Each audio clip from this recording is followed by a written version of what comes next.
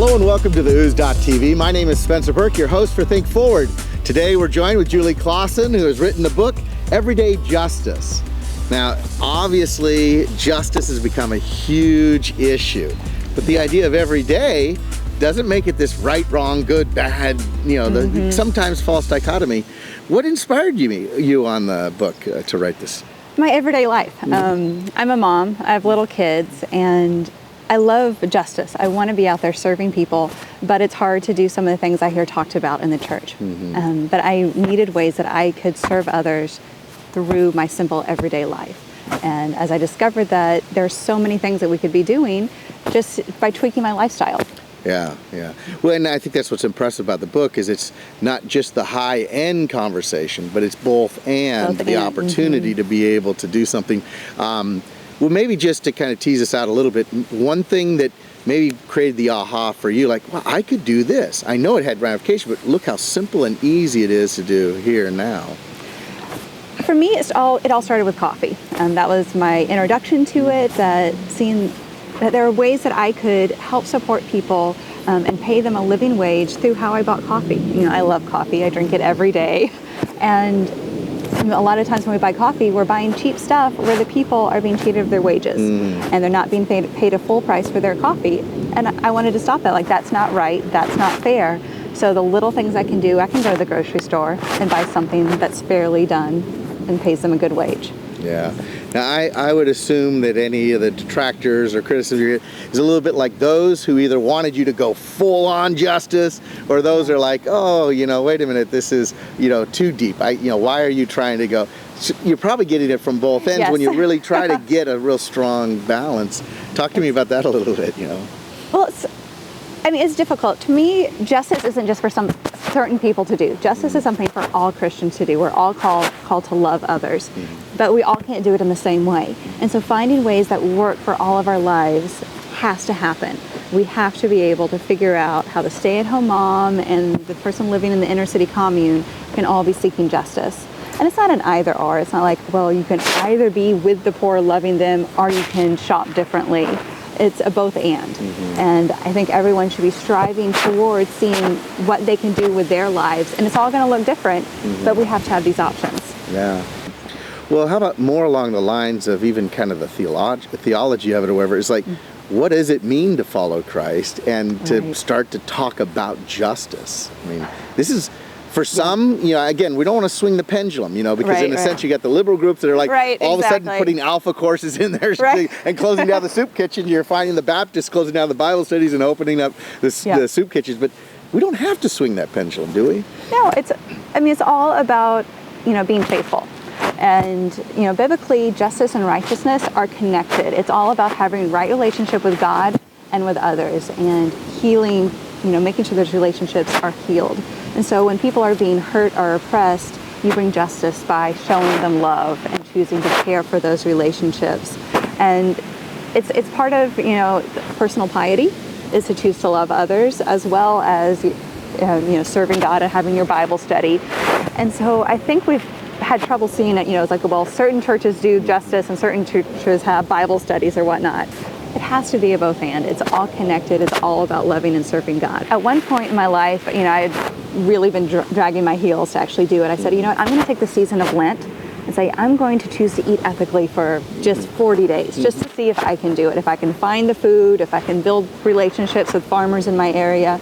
So I did it for 40 days and realized, I could do this with my life. Not with everything. I couldn't find sources for everything. But it took making a commitment, making it a spiritual discipline to eat ethically and love others in my food choices. Any words of wisdom for those who are either in community, singles living in community in some way or relationally, or families, and now all of a sudden the wife or the husband or the children come along and say, we've got to do this. How do you navigate some of that? By making it simple, not making it you have to do it all at once type thing, but let's choose one thing that we can do as a family or as just a single person. A lot of times you can get the kids involved. Like right now, a lot of kids are getting involved in a thing called reverse trick-or-treating, where they are getting fairly made chocolate, because chocolate is so tainted with child slavery and human trafficking. They're finding fairly made chocolate and giving that out when people come to their house to trick-or-treat and saying, here's some slave-free chocolate, and with a little note about that, about slavery in the world today. So you know what, we want to stand up for these little other kids that are enslaved because, you know, we want chocolate. They're like, we want to subvert that. And kids can really get behind that. One of my favorite authors is Thomas Merton, and he talked about the reason why he would take a vow of poverty was to make sure that he, you know, there wasn't an injustice. Because in a sense, my clothes are my, you know. How does commercialism, or how does, you know, our ability to want or need or desire, does that draw into this at all as well? Very much. I mean, this demand to have this more and more, and want it really cheaply, feeds this. Because if we want lots of, you know, pairs of jeans in our closet and we don't want to pay a whole lot for them, that means the stores have to sell them cheaply, and that means they're not paying very much to the factory owners for that, and so therefore the factory owners usually end up abusing and cheating their workers of their wages, or, you know, just not paying them at all. And so our desire for more and more is feeding the system that of more and more people being hurt because of it. And so I'd much rather have fewer things, simplify, and pay more for them to know that they've been fairly made. Like, I still want to support people living around the world. They need jobs, but I want to do it in ways that treat them with dignity and respect.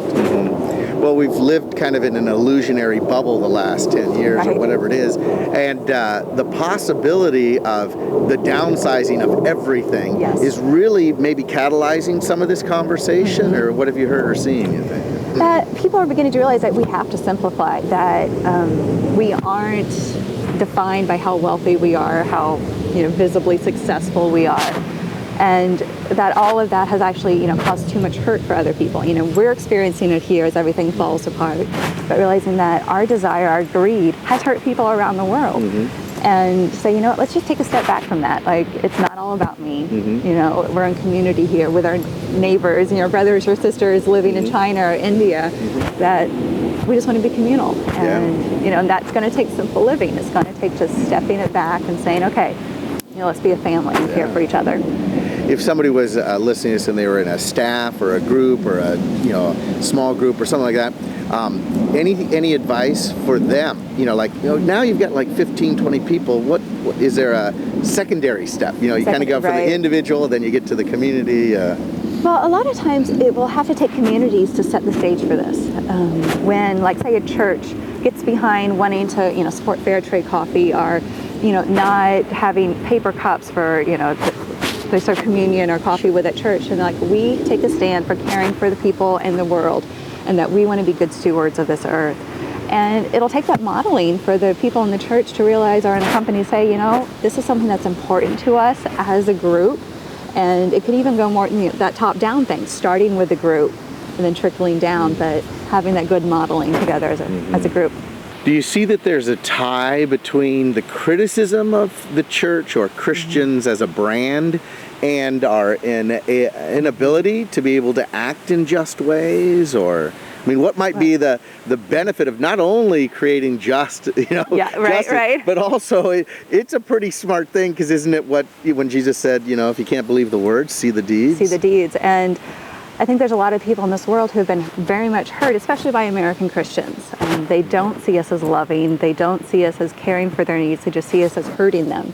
Be that through, you know, we're the, well, not anymore, but it used to be the biggest polluters of the planet, and the people that are affected by that, whose, you know, fishing economies have been ruined because of pollution, they look at us and say, aren't you Christians? Don't you love us? Then why are you destroying our way of life? And so if we could change that, if we could say, we care enough about you that we're going to change our lifestyles, I think that would go a long way in spreading the message of Christ, for them to see Christians as loving, caring people, that they want to be a part of that group. I'd like to be a part of that group. Exactly.